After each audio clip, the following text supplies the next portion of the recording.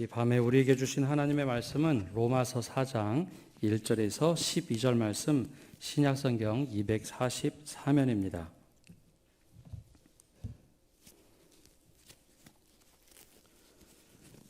우리 로마서 4장의 말씀 한 절씩 교독하겠습니다. 그런즉 육신으로 우리 조상인 아브라함이 무엇을 얻었다 하리요?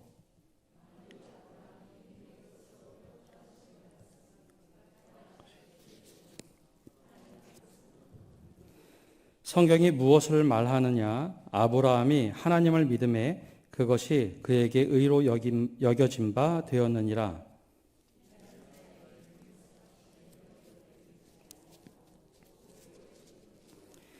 이를 아니할지라도 경건하지 아니한 자를 의롭다 하시는 이를 믿는 자에게는 그의 믿음을 의로 여기시나니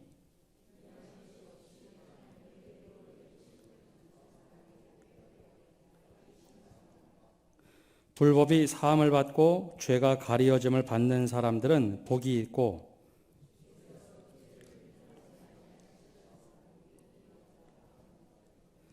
그런즉 이 복이 할례자에게냐 혹은 무할례자에게도냐 무릇 우리가 말하기를 아브라함에게는 그 믿음이 의로 여겨졌다 하노라.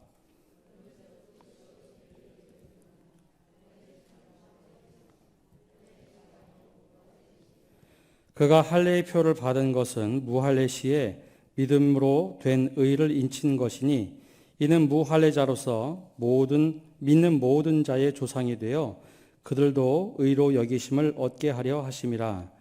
또한 할례자의 조상이 되었나니 곧 할례 받을 자에게뿐 아니라 우리 조상 아브라함이 무할례 시에 가졌던 믿음의 자취를 따르는 자들에게도 그러하니라. 아멘. 오늘도 주님의 은혜가 우리와 함께하기를 소망합니다. 5월 가정의 달입니다. 가정을 한 번 더 생각하고 또 가정을 위해서 기도하는 달입니다. 우리가 바라는 가정의 상이 있습니다. 늘 행복하고 사랑이 넘치고 형제간의 우애가 넘치는 곳, 또 부모의 사랑과 자녀의 효도가 넘쳐나는 곳. 다들 이런 가정이시죠? 그러면 반응이 웃으시면 안 되는데 웃으시는 분들이 종종 있습니다. 사실 우리가 경험하는 가정과 기대하는 가정에 차이가 있습니다. 우리가 경험하는 가정과 기대하는 가정, 형제들끼리 우애가 넘치고 사랑이 넘치면 참 좋겠으나 가정에서 가장 많은 다툼이 있고 형제 간의 싸움이 있죠. 그러면서 상처를 주는 곳이 다른 곳보다도 가정이라고 보통 학자들이 이야기를 합니다. 또 부부는 사랑해서 결혼을 하고 이 사람 아니면 못 산다. 내 생명을 다해서라도 사랑하겠다. 팥뿌리가 되어서 사랑하겠다라고 하지만 실제로 부부가 아주 사소한 일에 다툼을 벌입니다.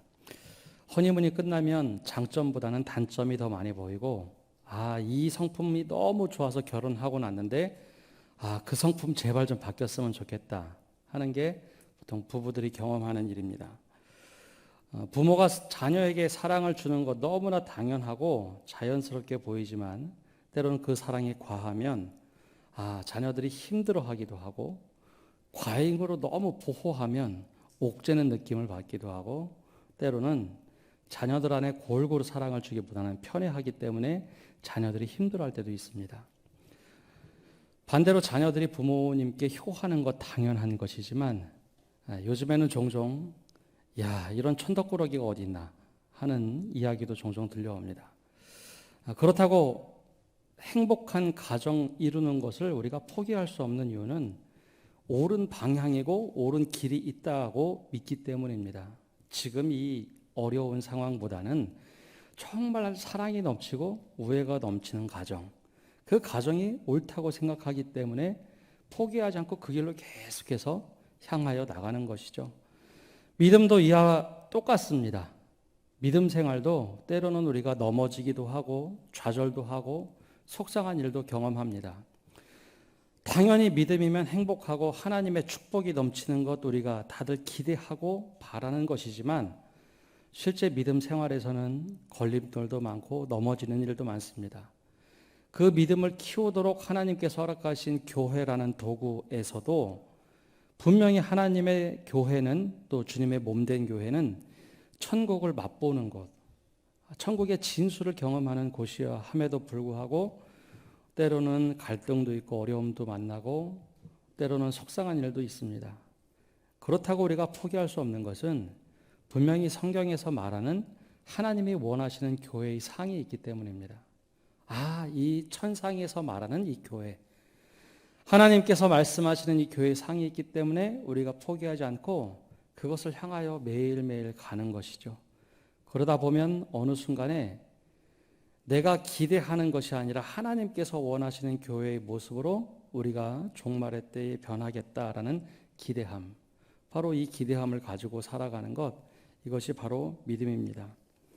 따라서 이 길을 잃지 않기 위해서 해야 하는 것이 있는데요, 바로 본질을 놓치지 않는 겁니다. 이것이 정말 진수 본질이구나.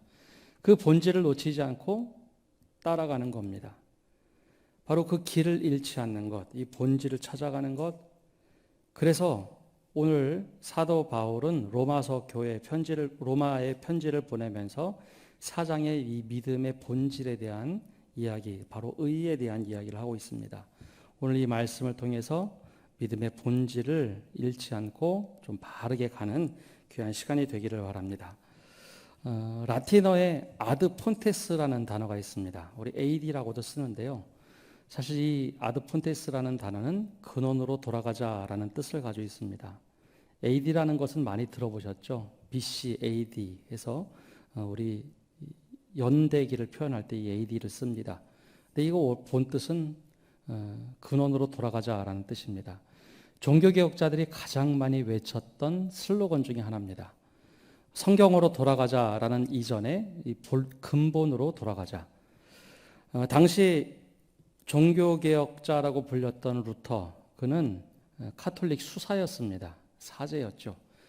그런 그가 어느 날 말씀을 묵상을 하다가 이것이 우리가 본질에서 너무 많이 벗어난 당시 교회, 즉 로마 카톨릭 교회를 발견하게 됩니다.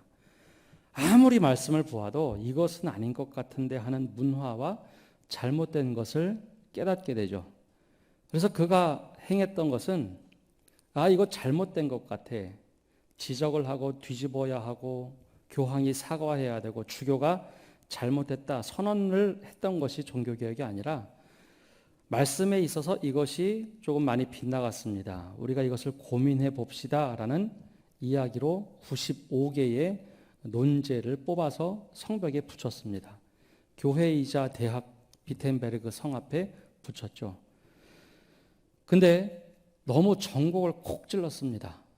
잘못한 것을 지적한 것이 아니라 너무 많이 비껴갔으니 이것 우리 다시 한번 고민해보고 돌이켜야겠다라는 의도였으나 교황청에서는 이것을 굉장히 괘씸하게 여겼습니다.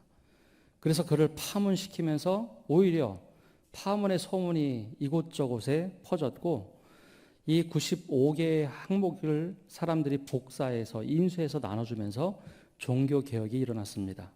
바로 근본으로 제대로 돌아가자라고 했는데 이것에 찔린 사람들이 있어요. 마음에 찔린 사람들. 바로 교황과 주교들이 찔리면서 어쩔 수 없이 강제로 밀려서 했던 것이 종교개혁이었습니다. 바로 그럴 때 이 바로 루터가 외쳤던 것이 근본으로 돌아가자. 아드 폰테스였습니다. 본질로 돌아가자. 잘못된 것을 다시 한번 우리 살펴보자는 것이죠. 이것은 단지 교회, 신앙에만 국한되는 것은 아닙니다. 실제 사회에서도 종종 이런 가치들이 통용되곤 합니다. 광고에서도 처음처럼이라는 광고, 술 광고 말하는 거 아닙니다. 그 광고가 한번 나온 적이 있습니다. 내가 처음 교사가 됐을 때, 내가 처음 직장에 갔을 때 그 마음을 가지면 좋겠다. 처음과 같은 마음을 가졌으면 좋겠다라는 그런 이야기를 종종 하죠. 실제로 이런 것이 사회 기업에서 한번 일어난 일이 있습니다. 우리나라에도 가장 많이 활발하게 모든 점포를 가지고 있는 커피숍 하나가 있습니다. 젊은이들은 영어 대신 별다방이라고 부르는데요. 별다방 아시나요? 스타벅스를 별다방이라고 부릅니다. 스타벅스가 처음에 시작된 것은 1971년 시애틀에서 시작됐는데 실제로 우리가 알고 있는 이 스타벅스라는 커피숍은 하워드 슐츠가 87년에 거기에 인수를 하면서 경영자로 들어가면서 우리가 아는 스타벅스로 변모하게 됩니다. 즉 커피 전문점이 되죠. 그가 적어도 2,000개 정도의 커피숍을 방문했다고 했습니다. 유럽에 그리고 미국에 가장 유명하다는 커피숍을 방문하고 이 커피를 만들어야지 제일 맛있겠다. 샘플링을 했던 유명한 일화가 있죠. 그가 승승장구하는 이 스타벅스를 만들었습니다. 근데 모든 기업이 그렇듯이 영원한 것이 없지 않습니까? 2007년에 스타벅스에 큰 위기가 왔습니다. 그의 매출이 20%, 30% 전 세계적으로 감소했고 주가는 1년 사이에 40%가 떨어졌답니다. 주가가 40% 떨어질 정도면 얼마나 심각한 상황인지 짐작하실 수 있겠죠. 그래서 이 하워드 슐츠가 은퇴한 경영에서 손을 뗐음에도 불구하고 다시 2007년에 복귀하게 됩니다. 무엇이 문제였을까? 경영진에 다시 복귀한 그가 세 가지 나중에 후에 평가를 받는데요. 3년 안에 그가 모든 것을 다 회복시켜 놨습니다. 그에게 칭찬이 쏟아지면서 학자들이 그를 분석을 했습니다. 무엇이 이렇게 스타벅스를 다시 세계 1위의 커피숍으로 만들었을까? 첫 번째 하워드 슐츠가 했던 것은 경영진에 복귀하자마자 8년이란 공백기가 있음에도 불구하고 이거 다 내 잘못입니다 라고 이야기했다는 것이죠. 자기가 경영진에 손을 뗀 것도 지금 이렇게 된 것도 자기 잘못이라는 겁니다. 근데 이것은 사실 이 경제학자들이 평가한 거고요. 두 번째와 세 번째가 굉장한 충격파를 던져줬습니다. 두 번째 그가 정확하게 찝어냈던 것은 우리 기업이 뭐 하는 곳인가라는 정체성을 찾는 일이었습니다.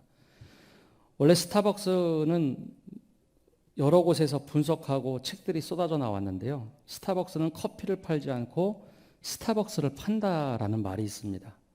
자신들은 커피를 파는 것이 아니라 브랜드라는 스타벅스를 팝니다. 근데 그 스타벅스 안에는 최고의 커피가 있다라는 그런 슬로건이 있죠. 그가 분석해보니 커피 맛이 예전과 같지 않다는 겁니다. 그래서 우리가 최상의 커피를 만들자 해서 1년이 지난 어느 2008년 초에 미국 전국에 있던 7천여 개 이상의 매장 하루에 문을 닫아버립니다. 다 연락을 한 후에 동시에 똑같이 닫고 그들은 그렇게 광고를 했습니다. 우리는 최상의 커피 에스프레소를 내리기 위해서 바리스타에게 에스프레소 교육을 새로 합니다. 엄청나게 대대적으로 홍보를 하고 그날 하루 매장을 닫았습니다. 근데 당시 이 전 세계에 흩어져 있는 스타벅스 매장뿐만 아니라 미국에 있는 매장을 닫을 때 그 하루 매출 손실액이 60억이었다는 겁니다. 엄청난 금액이죠. 하루 문 닫는 것이 굉장한 손실임에도 불구하고 그렇게 그들은 홍보를 했습니다. 우리 커피 맛을 최상으로 끌어올리기 위해서 바리스타들을 새롭게 교육하겠습니다. 근데 이것이 오히려 소비자들에게는 원래 스타벅스는 커피 맛으로 가는 곳이었지 하는 인식을 심어줬다는 것이죠. 마지막으로 그가 또 도전한 것이 있는데 그 해 여름에 전국에 있는 각 지점의 매니저 10,000명을 모아서 리더십 수련회를 했다는 겁니다. 문제는 10,000명이 모여서 리더십 수련회를 하는데 약 350억 원이라는 엄청난 돈을 쏟아 부어서 3박 4일간의 리더십 컨퍼런스를 한 것이죠. 그때 그가 한 얘기는 다른 것 아닙니다. 우리 커피 회사의 가치관이 무엇이고 우리가 추구하는 바가 무엇인가 그것을 집중적으로 교육을 했다는 것이죠. 그리고 나서 1년 뒤에 스타벅스 역사상 가장 큰 매출 2010년에 모든 것을 뛰어넘는 놀라운 기적을 일으켰다라는 평가 보고서가 나옵니다. 즉 커피 파는 커피숍에서 가장 중요한 것은 인테리어도 아니고 다른 것도 아니고 커피 맛을 제일 좋게 내는 것. 그것만 해도 커피가 잘 팔린다는 것을 보여준 것이죠. 본질이 무엇인가? 그것에 그렇게 집중했던 이 하워드 슐츠가 옳았다는 것입니다. 본질로 돌아간다는 것은 이런 의미를 가지고 있습니다. 믿음에도 이와 같습니다. 당시 로마 교회에는 유대인 출신의 그리스도인이 있었고 또 이방인 출신의 그리스도인이 있었습니다. 막 분쟁이 난 것이죠. 우리가 종종 실수하는 것은 분쟁이 나면 이 겉모습을 가지고 이거 당장 위에 표피에 나와 있는 것을 어떻게 얘기할까? 이 사람 편을 들어줘야 되나? 저 사람 편을 들어줘야 되나? 그렇게 접근하기가 참 쉽습니다. 그러나 사도 바울은 늘 이 표피적으로 나온, 현상적으로 나온 것보다는 진짜 본질이 무엇이었는가? 왜 유대인들과 이방인 그리스도인들이 왜 다투는가? 믿음이 무엇인가에 대한 이야기의 근본적인 것으로 돌아가서 그 이야기를 해결하지 않으면 이 문제가 해결될 수 없다라고 본 것이죠. 그래서 그 믿음의 한 본질이 무엇인가에 집중을 하게 됩니다. 겉으로 드러난 것을 다루다 보면 이쪽에 휩쓸리고 저쪽에 휩쓸리고 결국은 본질과 상관없는 문제에 휩쓸려서 길을 잃게 마련이죠. 스타벅스가 만약 하워드 슐츠가 내놓았던 솔루션이 야, 우리 매장을 어떻게 할 것인가? 어떻게 이쁘게 할 것인가? 지금 사람들이 안 오니 어떻게 사람들을 더 오게 할 것인가? 그 전략만 강구했다면 아마 분명히 실패했을 겁니다. 근데 그가 처음에 출발했던 정신, 수백 개, 수천 개의 커피숍을 돌아보고 근원을 찾아갔던 것처럼 사도 바울은 오히려 랍비 출신으로 더 믿음의 본질이 무엇인가 이야기함으로 문제를 해결하려고 했다라는 것입니다. 그렇다면 믿음의 본질을 접근하는 방법을 어떤 것으로 취했을까요? 사도 바울은 다른 무엇보다도 첫 믿음의 사람, 성경에서 말하는 가장 먼저 하나님을 믿고 믿음의 조상이라고 불려졌던 아브라함에게 집중을 합니다. 아브라함이 하나님 앞에서 어떻게 살아갔는지, 아브라함이 하나님 앞에서 어떤 믿음을 가졌는지 그 사람을 바라보면 또 분석해 보면 지금 유대인이냐 이방인이냐 그런 논쟁이 사라지고 이 모든 것이 해결하겠다라고 싶었던 것이죠. 더군다나 아브라함은 믿음의 조상 아닙니까? 유대인들이 가장 존경하고 민족의 정체성을 키웠던 사람이 아브라함입니다. 그래서 믿음의 조상 아브라함, 이삭, 야곱, 요셉 이 네 명의 족장사를 통해서 우리 민족이 태어났다라고 하는 거죠. 출애굽보다도 이전이었습니다. 출애굽 때 하나님께 그렇게 부르짖고 40년 동안 광야 생활한 이전에 진짜 믿음의 조상이었던 아브라함을 사도 바울이 주목하며 그를 끄집어내서 말하기 시작합니다. 그런데 아브라함이 어떤 사람인가 조금 더 우리가 살펴봐야 하는데요. 아브라함은 원래 갈대아 우르 출신입니다. 하나님께서 갈대아 우르에 있던 아브라함을 불러서 너는 본토 친척 아비의 집을 떠나라. 그리고 하고 내가 너희에게 가야 할 길을 알려줄 테니 넌 그 길로 가라. 지시한 땅이 아니라 지시할 땅으로 가라라고 목적을 정하지 않은 상태에서 출발하라고 합니다. 그런데 그 아브라함이 정해지지 않은 것을 말씀을 듣고 출발을 하게 되죠. 그러나 그 믿음이 다 100% 옳았는가? 아니요. 가나안 땅에 도착하자마자 기근이 들자 애굽 땅으로 내려갑니다. 그때 애굽에 바로가 아브라함의 아내에 대하여 눈독을 들입니다. 너무 이쁜 여인이 왔는데 저 여인을 내 아내로 취하고 싶다라는 마음을 품게 되죠. 그때 아브라함이 하는 행동은 아내에게 이렇게 얘기하죠. 내 아내라고 얘기하지 말고 내 누이라고 얘기하라. 그래야지 내가 생명 부지를 할 수 있겠다. 나중에 밝혀져서 서로에게 큰 곤란을 주었습니다. 아브라함이 원래 그런 사람이었습니다. 행동으로 보면 조금 잘못된 행동도 하죠. 조카 롯에게는 아주 참 잘했던 삼촌이기도 했습니다. 네가 좌하면 나는 우로할 것이고 네가 우하면 내가 좌로 할 것이다. 재산에 대해서 좀 넉넉할 줄 아는 사람. 그러나 그의 믿음이 정말 완벽해 보였는가?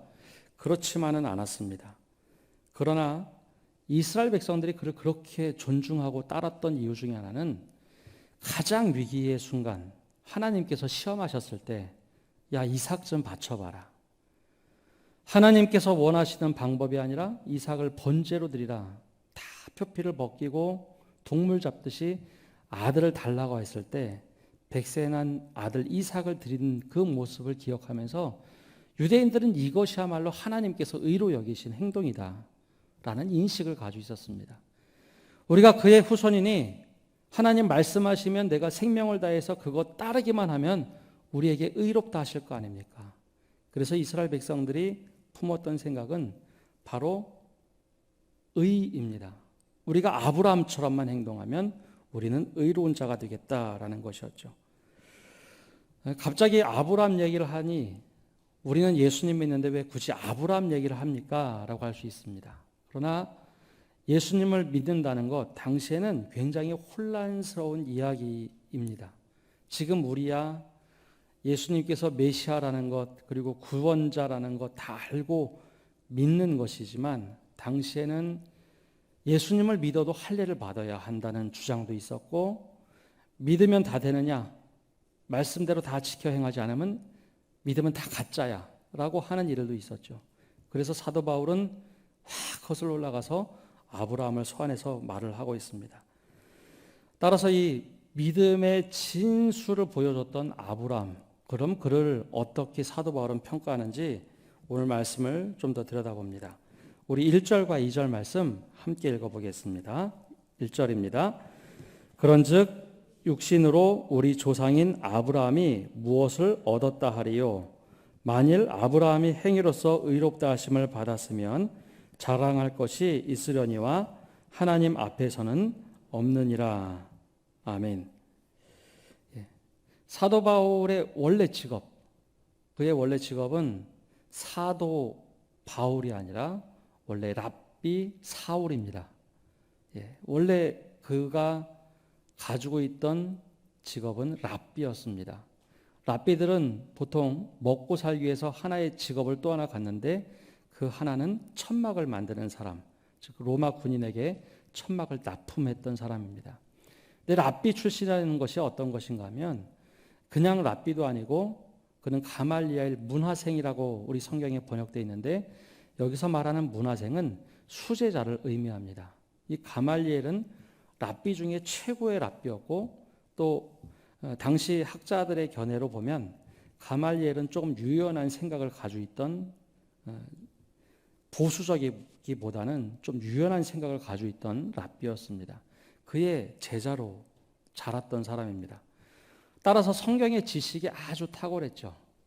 그래서 오늘 조금 전에 말씀드린 것처럼 이 아브라함을 소환해냅니다. 과연 믿음의 조상 아브라함을 하나님께서 과연 무엇이라고 말씀하셨는가? 랍비 출신으로서 이 이야기를 하는 순간 이방인에게도 그리고 유대인에게도 공통 분모이기 때문에 믿음의 사람 아브라함의 모습을 이야기하면서 바르게 이야기할 수 있었죠. 그런데 아브라함이 과연 무엇을 하였을까? 질문을 하고 답을 하기 시작합니다. 2절처럼 만약 아브라함이 행위로서 의롭다 하심을 받았으면 자랑할 수 있겠지만 하나님 앞에서는 자랑할 것이 아무것도 없다라고 얘기합니다. 사실 이 이야기를 듣는 순간 유대인들은 확 화가 납니다. 무슨 소리야? 100세가 돼서 낳았던 아들을 하나님께 순종함으로 바쳤던 아브라함인데 어떻게 그가 행위로서 자랑할 것이 없는가? 이 정도면 자랑할 수 있어야지. 하나님 이렇게 믿음이 좋은 사람 아닙니까? 그 행위를 보고 의롭다 하셔야죠. 이것이 바로 유대인들이 가지고 있던 생각입니다. 그런데 사도 바울은 이 생각이 잘못됐다라고 말을 하고 있습니다. 왜 이 근거가 무엇인가 하면 이것은 사도 바울이 지어낸 이야기도 아니고 예수님을 보면서 만들어낸 사상도 아닙니다. 성경을 근거로 하면서 이야기를 하는데요. 문제는 우리가 정확하게 알고 있다고 하는 것이 객관적인 진실인 성경에 기록하지 않는 이야기를 우리가 믿는 경우도 많고요. 또 일상에서 살아가면서도 이거 옳다라고 생각하는 것이 한번 마음속에 확 들어오면 이것이 쉽사리 바뀌지 않습니다. 객관적인 데이터를 봐도 때로는 이거 잘못된 것 아니야? 라고 이야기하는 것이 우리 사람들의 습성입니다. 목회를 하면서 종종 암투병 하는 환우들을 보게 됩니다.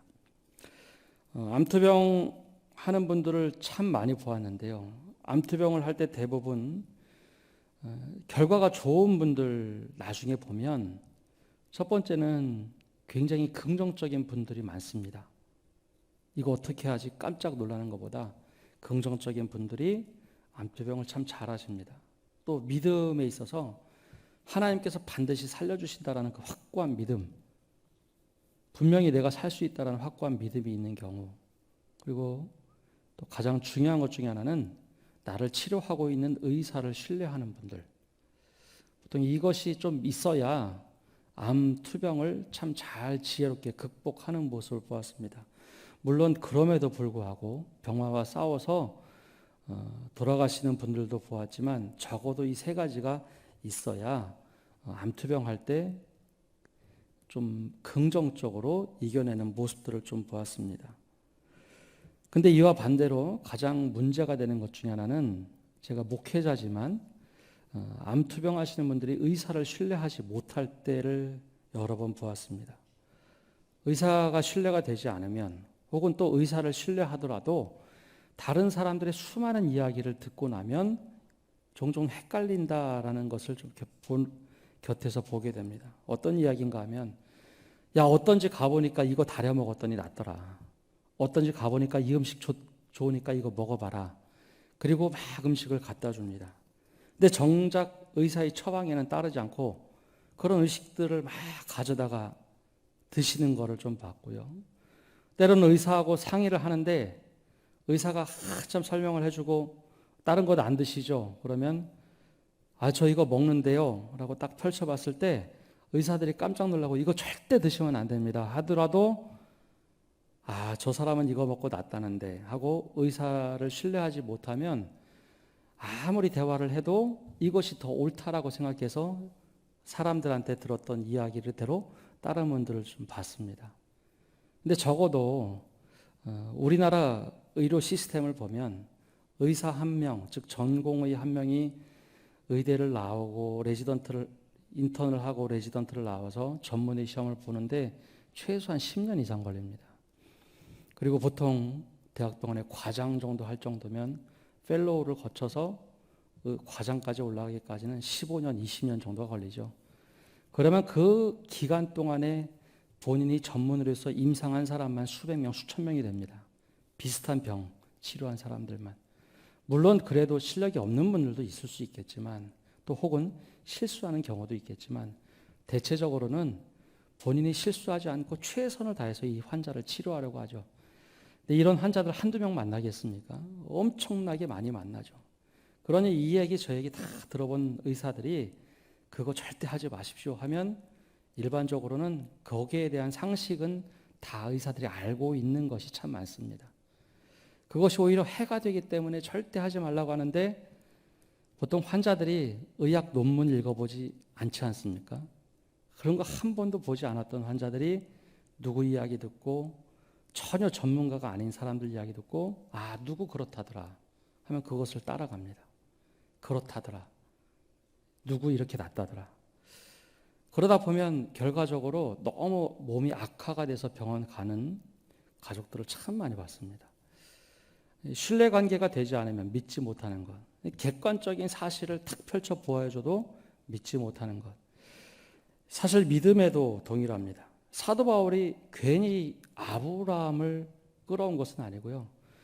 성경에 가장 먼저 기록되어 있는 믿음의 조상 아브라함이 그럼 하나님께서 무엇이라고 불렀는가? 우리 한번 그것 좀 살펴보자라고 말을 하고 있는 겁니다. 믿음의 조상 아브라함이 어떤 믿음을 가지고 있었는가? 하나님께서 그를 어떻게 보셨는가? 그가 행동을 너무 잘해서 그를 의롭게 보하셨는가? 아니면 하나님께서 그를 그냥 먼저 의롭다고 하시고 그의 행동을 다 이렇게 받아주셨는가? 행동이 우선인가? 믿음이 무엇이 우선이었는가? 한번 살펴보자는 것이죠. 그러면서 그가 가지고 왔던 말씀이 바로 3절 말씀에 기록되어 있습니다. 3절 말씀 함께 읽어보겠습니다. 성경이 무엇을 말하느냐?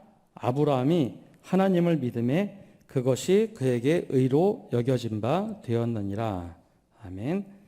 이 말씀은 성경에서 무엇을 말하느냐라고 하는데 바로 창세기 15장 6절에 나와 있는 말씀을 그대로 가져온 겁니다.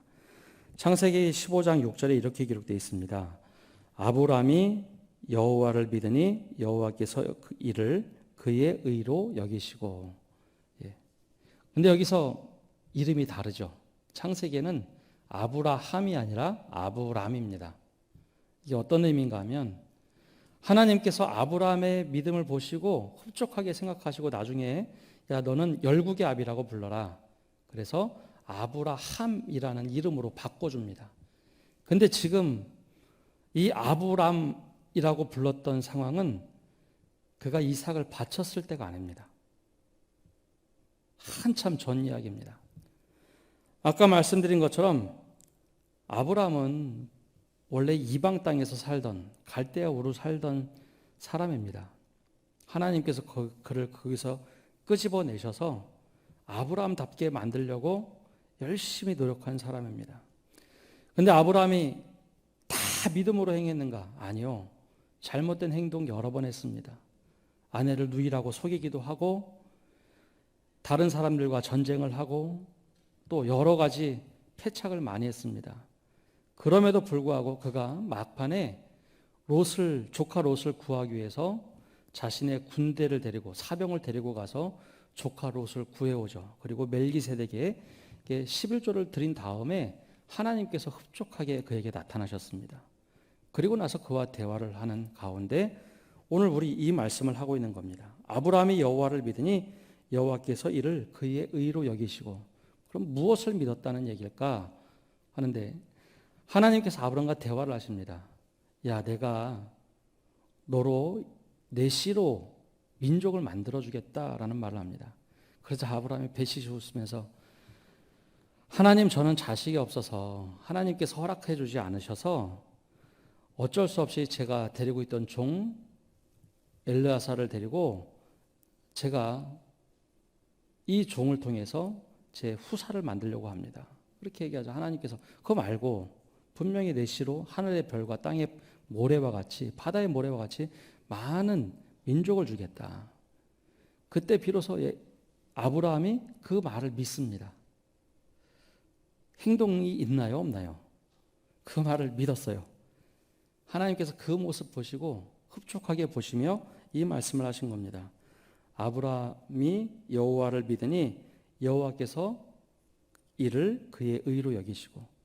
야, 너 민족의 조상이 될 거야. 너 믿음의 조상이 될 거야. 그 말씀 믿었습니다. 근데 그것을 보고 하나님께서 의로 여기셨다라고 합니다. 행동한 것이 아무것도 없죠. 율법을 지켰다는 얘기도 없습니다. 이때는 아브라함이 잘한 것도 없고 또 못한 것도 별로 없었던 때입니다. 그런데 그를 먼저 의로 여기셨다라는 것이죠. 행동 이전에 믿음이 우선이라는 말씀입니다. 이 과정을 보면 아브라함이 자랑할 것이 아무것도 없습니다. 그냥 평범한 믿음의 촌장입니다. 오히려 부끄러운 모습이 있을 때 하나님께서 그냥 너 믿음의 조상이 될 거야. 너에게 많은 자손을 줘서 하늘의 별과 같이 땅의 모래와 같이 많은 자손을 줄 거야. 그것 하나 믿은 것 외에는 아무것도 한 것이 없습니다. 그런데 하나님께서 기뻐하시며 그를 의로 여기셨어요. 사실 그때부터 아브라함의 행동들이 점점 바뀝니다. 근데 안타까운 것은 이렇게 칭찬을 해주셨으면 당장 어떤 변화가 일어나야 될 텐데 그렇지 않았습니다. 하나님께서 나를 통해서 아들을 주신다고 했으니 어떻게 될까요? 아들을 낳긴 낳아야 되는데 그 다음에 아들을 낳는데 아내 사레를 통해서 난 아들이 아니라 하갈을 통해서 난 이스마엘이 태어납니다. 이것은 의로 여길 수 있을 만한 일일까요? 아니죠. 분명히 하나님께서 그 부부를 통해서 낳도록 하셨는데 아브라함이 패착을 한 겁니다. 사도 바울은 이런 모습을 다 보면서 이렇게 4절과 5절에 말을 하고 있습니다. 4절과 5절 함께 읽어보겠습니다. 일하는 자에게는 그 삭시 은혜로 여겨지지 아니하고 보소로 여겨지거니와 이를 아니할지라도 경건하지 아니한 자를 의롭다 하시는 이를 믿는 자에게는 그의 믿음을 의로 여기시나니. 조금 더 뒤에 읽어볼까요? 6절에서 8절까지도 읽어보겠습니다. 이란 것이 없이 하나님께 의로 여기심을 받는 사람의 복에 대하여 다윗이 말한 바, 불법이 사함을 받고 죄가 가리어짐을 받는 사람들은 복이 있고 주께서 그 죄를 인정하지 아니하실 사람은 복이 있도다 함과 같으니라. 아멘. 조금 전에 말씀드렸던 것처럼 아브라함이 나를 통해서 내가 믿음의 조상이 되도록 하시는 하나님의 말씀을 믿고 이스마엘이 태어났을 때 하나님께서는 이미 아브라함을 의로 여기셨기 때문에 그 죄에 대하여 아브라함의 잘못된 행동을 용서하십니다. 그래서 다윗의 고백처럼 7절에 불법의 사함을 받고 죄가 가리어짐을 받는 사람들은 복이 있다. 바로 믿음의 조상이 잘못된 길을 행했음에도 불구하고 그를 용서하시는 하나님, 그가 의롭다라고 칭하신 하나님, 그것 때문에 아브라함은 자랑할 것이 사실 아무것도 없는 겁니다. 그냥 자신의 죄가 하나님께서 잠깐 가리워주고, 야, 그래도 너 믿음의 조상이니까 바르게 살아가라, 다시 기회를 주신 것이죠. 그런데 이와 달리 아브라함이 만약에 자신의 행동에 대해서 자부심을 느끼고 행동을 했다면 4절과 5절과 같은 현상들이 나타납니다. 무슨 말인가 하면, 내가 믿음의 행동 얼마나 열심히 했는지 아십니까? 그렇게 얘기했다면 바로 4절처럼 일하는 자에게는 그 삭시 은혜로 여겨지지 아니하고 보수로 여겨지거니와, 바로 이 표현입니다. 쉽게 얘기하면, 하나님, 내가 믿음을 가지고 의롭게 행했습니다. 내가 너무 의로운 행동을 해서 나를 의롭다 칭해 주십시오 라고 한다면 과연 하나님이 필요할까요? 필요하지 않을까요? 내가 정말 의롭게 행동해서 나를 의롭다라고 불러주십시오. 만약에 이런 관점을 가지고 믿음 생활을 한다면 하나님이 계시지 않아도 내 스스로 의롭다 하며 살아갈 수 있는 존재가 됩니다. 내가 얼마나 의롭게 사는데, 내가 얼마나 정직하게 사는데 하나님 당연한 것 아니에요? 하나님, 내가 얼마나 바르게 사는데, 내가 얼마나 열심히 믿음으로 살았는데 나를 의롭다라고 안 하시면 어찌하십니까? 라는 당당함이 생깁니다. 즉 나의 행동에 대해서 보상받으려 하고 보수를 받으려고 하는 것, 그것은 올바른 의가 아니라는 겁니다. 그래서 사도 바울은 이 모습 때문에 믿는 사람들의 교만에 대해서 그렇게 걱정을 하고 잘못됐다라고 이야기를 합니다. 내가 의롭게 행동해서 믿음, 행동으로 인해서 내가 의로움을 받는다면 하나님이 없어도 우리는 살아갈 수 있는 사람이 됩니다. 내 의로움으로 내 죄를 덮는다라고 생각을 하기 때문이죠. 그리고 거기에 대해서 하나님께서 주시는 보상은 당연하기 때문에 하나님이 주셔도 그것은 나에게 보상이 되고, 하나님이 주시지 않으면 내 스스로 의로운데 이렇게 살아야지 라고 할 수 있는 존재가 되기 때문이죠. 그래서 사도 바울은 사람이 하나님 앞에 가면 진짜 자랑할 것이 없는 사람이기에 행동으로 의롭다 받을 사람이 아무도 없다라고 말을 하고 있는 것이죠. 오히려 하나님께서는 늘 불법으로 행하는 우리들을 사해 주시고 덮어 주셨다라고 고백을 하고 있는 겁니다. 정말 내가 하나님 앞에서 열심히 했는데 나는 아무것도 아닙니다. 그렇게 겸손하게 생각하는 성도들이 많으면 많을수록 교회가 참 따뜻해집니다. 내가 정말 열심히 했지만 하나님, 이거 주님 앞에는 아무것도 아닙니다 라고 고백하는 사람들이 많으면 많을수록 교회는 건강해집니다. 근데 반대로 내가 이거 했는데 왜 나를 알아주지 않습니까? 나는 이렇게 최선을 다했는데, 그렇게 내 의의를 자랑하면 자랑할수록 그건 보상이 되기 때문에 교회가 그 보상대로 다 갚지 못하면 이것이 어려워집니다. 그래서 현대 예배학자들은 이 모습을 보고 건강한 성도가 아니라 어느 날 소비자 성도로 바뀌었다라고 평가를 합니다. 성도의 모습이 소비자가 됐다는 것이죠. 하나님, 내가 이렇게 열심히 했으니 소비자로서 소비자의 권리 나 주십시오. 보상을 주십시오. 하는 믿음으로 바뀌어버렸다라고 평가를 합니다. 그래서 소비자 성도가 되었으면, 그렇게 생각을 하게 되면 내가 만족되지 않고 어떤 충족되지 않으면 오히려 하나님에 대해서, 교회에 대해서 불만을 갖게 되는 사람이 되는 것이죠. 사도 바울은 그것을 굉장히 걱정을 하며 유대 교회 교인들에게 말을 하고 있습니다. 우리가 행위로는 자랑할 것이 아무것도 없다. 우리가 죄인 되었을 때 이미 하나님께서 우리를 용납하셨다라고 말합니다. 그 핵심 가운데 하나가 할례였습니다.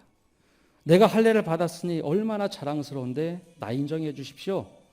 이것을 사도 바울은 한 번도 용납하려 하지 않습니다. 할례는 단지 믿음에 인친 것을 표현할 뿐 이것이 있고 없고 하나님 앞에서는 중요하지 않다.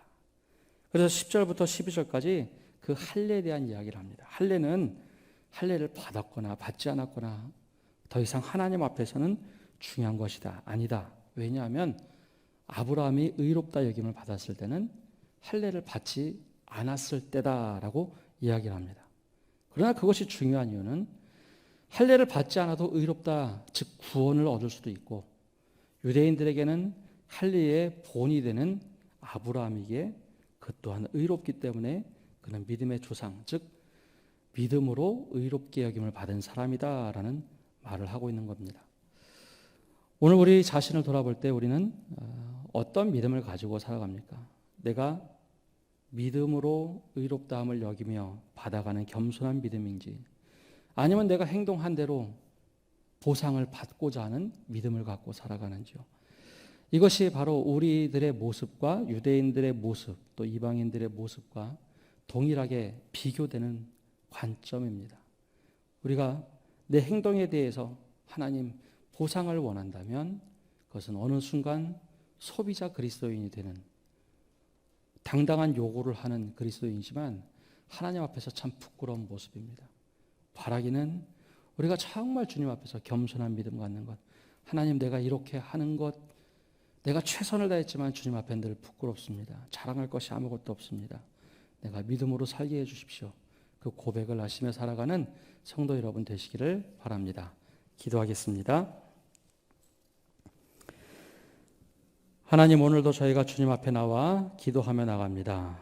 주님, 아브라함의 믿음을 보면서 아무것도 하지 않고 하나님께서 주신 말씀 믿을 때에 그를 향하여 의롭다 말씀하시며 구원의 손길을 펼쳐주셨던 것처럼 우리에게도 동일한 은혜를 주옵소서.